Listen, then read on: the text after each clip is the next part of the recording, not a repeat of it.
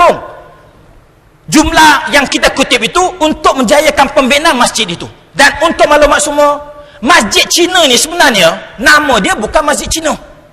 Masjid dia boleh jadi macam-macam nama. Kalau nak guna nama saya pun tak ada masalah.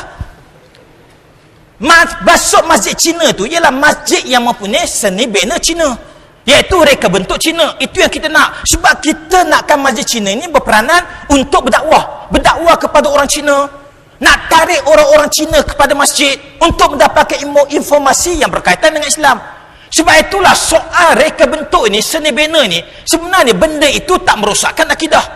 Sebab kalau kita pergi ke negara Cina, dan saya kebetulan baru balik daripada Cina, dan saya juga telah menghasilkan satu buku terbaru saya, Rahsia Islam di Cina. Alhamdulillah, buku ini dah masuk cetakan yang ketiga, dan cuma saya nak tunjuk, minta kamera fokus.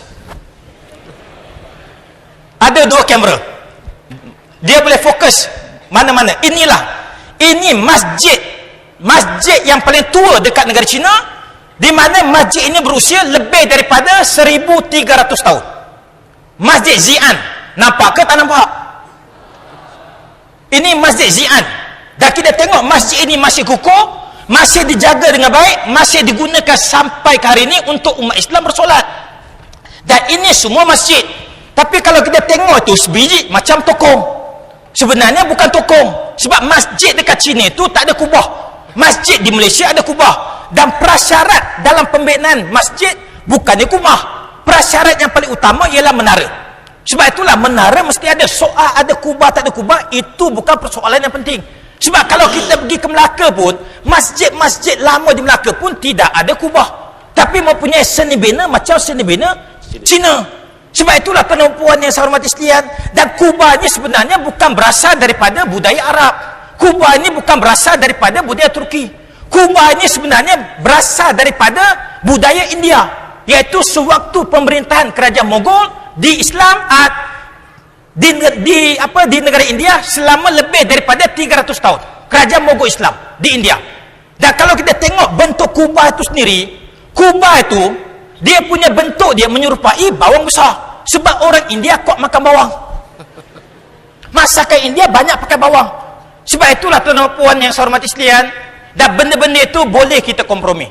Sebab itulah mahasiswa ni kalau nak membina potensi dia untuk menyampaikan Islam, untuk mempertahankan hak Islam, untuk memastikan Islam terus terbela dan dapat diterima oleh masyarakat non-Muslim lain, maka kita kena memahami prinsip asas dalam ilmu Islam, termasuk juga ilmu-ilmu yang kita kuasai. Sedikit lagi tuan-tuan dan puan, sebab saya ni datang jauh, saya drive hampir 4 jam untuk sampai ke sini. Tapi kalau cakap sekadar 15 minit mungkin tak berbaloi, sekejap je. Sebab benda itu ilmu. Dan sewaktu saya dekat Beijing tu, saya duduk dekat sana selama 1 minggu. Saya pergi seorang-seorang saja nak berjalan dekat sana. Saya banyak pakai public transport dia. Dan semasa dekat Beijing tu, baru 1 kali saya makan nasi. Bukan 1 hari makan nasi, 1 kali makan nasi. Rupa-rupanya orang Cina dekat negara Cina jarang makan nasi. Mereka makan mie, makan pau, makan makanan yang diperbuat daripada tepung. Termasuk juga umat Islam dekat negara Cina, mereka pun jarang makan nasi. Boleh katakan 2 minggu sekali makan nasi, kadang-kadang 1 bulan sekali makan nasi. Dan mereka banyak makan nan. Tuan-tuan puan biasa tak makan nan. Biasa tak makan nan. Kalau kita pergi ke kedai mamak, kita biasa akan order roti nan. Nan ini sebenarnya dalam bahasa Urdu maksudnya roti. Pasal apa kita pergi order roti nan? Bermakna roti-roti. Kalau saya jadi mamak, saya bagi 2 biji roti biar pada muka. Dan ini nan, minta fokus. Ini nan, ini roti yang dimakan oleh umat Islam dekat negara Cina. Dan dekat sana pun mereka banyak makan kambing.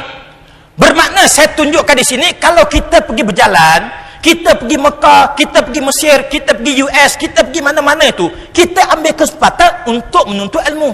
Kita kena cari hikmah di sebalik cara hidup satu-satu bangsa, satu-satu masyarakat. Banyak benda yang boleh kita pelajari.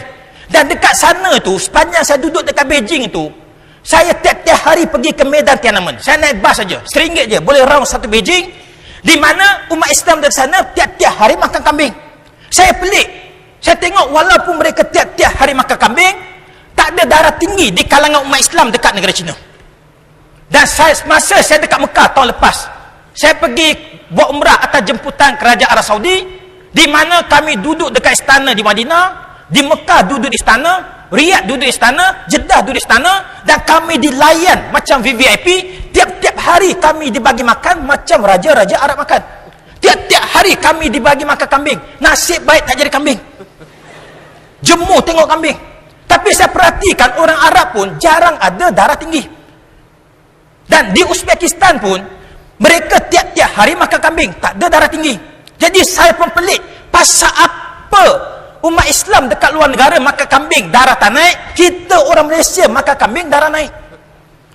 Saya cek gitu, rupa-rupanya puncanya bukan daripada makanan. Kambing tak bersalah tuan-tuan dan puan. Yang bersalah ialah cara kita makan. Kita tak makan ikut cara Islam. Di mana umat Islam dekat negara China itu, begitu juga dengan orang Arab, bila mereka makan kambing, dia makan kambing saja. Dia tak bercampur dengan daging lain. Berbanding dengan umat Islam dekat Malaysia, bila kita makan kambing, campur dengan lembu, campur ayam, campur ikan, campur sotong, campur udang, campur hati, campur limpa, mana tak sakit tuan-tuan puan. Jadi puncanya ialah sebab bercampur. Nabi pernah sebut bahawa daging di darat tak boleh dicampur dengan daging di laut.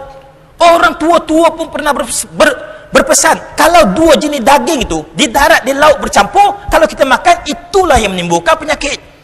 Dan saya perhatikan umat Islam dekat negara China itu, bila mereka selesai saja makan kambing, mereka akan minum teh Cina. Orang Arab lepas makan kambing minum teh pudina. Orang Uzbek pula lepas makan kambing minum yogurt. Kita di Malaysia pula lepas makan kambing minum kopi kau-kau. Campur tongkat ali, campur ginseng, campur guano. Bukan lagi 3 in 1, 10 in 1. Mana tak sakit. Jadi tuan-tuan puan yang saya hormati sekalian, jadi puncanya kerana bercampur. Jadi campur itu biar kena betul. Saya nak tanya, madu itu baik kata baik? Madu disebut dalam Quran penawar kepada semua penyakit. Tetapi madu ni, kalau kita nak makan, madu tak boleh campur dengan tembikai. Madu dimakan bersama dengan tembikai boleh mati tuan-tuan dan puan. Madu campur tembikai jadi racun. Dan kalau nak cepat mampus lagi, makanlah kambing dengan durian tuan-tuan dan puan. Lagi cepat gol. Jadi nampak tak? Jadi puncanya bercampur. Sebab itulah makan kambing ni merupakan sunnah Nabi. Kenapa umat Islam tu ditakut-takutkan untuk makan kambing? Nabi suruh kita makan kambing. Kambing dapat meningkatkan kecergasan, kambing dapat menguatkan tubuh badan kita, kambing dapat memantapkan kesihatan kita. Sebab itulah yang tak bagi kita makan kambing itu ialah doktor-doktor yang mendapat pendidikan daripada orang barat, khususnya orang Yahudi. Orang Yahudi tak mau umat Islam beramal dengan sunnah Nabi. Sebab itulah cuba tanya dengan doktor perubatan. Saya baru saja berceramah di IGN, Institut Jantung Negara. Saya tanya pakar-pakar jantung dekat sana, di antara kambing dengan lembu, yang mana kolesterol lebih tinggi? Semua jawab, lembu kolesterol lebih tinggi daripada kambing. Tuan-tuan dan puan yang saya hormati sekalian, jadi ilmu itu sangat penting. Jadi potensi ini perlu kita bangunkan, potensi ini perlu kita kembangkan, dan potensi ini perlu kita jaga dengan sebaik mungkin, supaya mahasiswa dapat berperanan, dapat memberikan sumbangan sebagai ejen perubahan dan juga ejen pembangunan kepada ummah dan juga kepada masyarakat di Malaysia ini. Sekian. Alhamdulillah. Terima kasih saudaraan. Nampaknya dapat tepukan. Apa yang jelas ya saudaraan menekankan dalam banyak-banyak hal, potensi yang paling utama yang ada pada mahasiswa ialah potensi untuk menyerap ilmu ya. Dalam keadaan kita masih muda, otak kita masih segar, jadi potensi inilah yang perlu kita gembleng, kita optimumkan kemampuannya dan sentiasa kita isi. Sementara masa muda kita ni masih lagi memberi peluang kepada kita. Jadi bila kita mencapai usia yang sudah agak tua, maka potensi kita akan berbeza ya, akan menurun. Jadi secara ringkasnya apa yang saya dapat cuba saya simpulkan di sini ialah keutamaan kita dalam mengembangkan potensi kita ialah potensi kita dalam menyerap ilmu ya. Kemudian kepada Al-Fadhil Ustaz Faisal, Saya ingin bertanya, apakah agak-agaknya memandangkan mahasiswa ni, mereka mesti peka, sensitif kepada isu-isu yang ada di sekeliling kita, terutama sekali dalam usaha kita hendak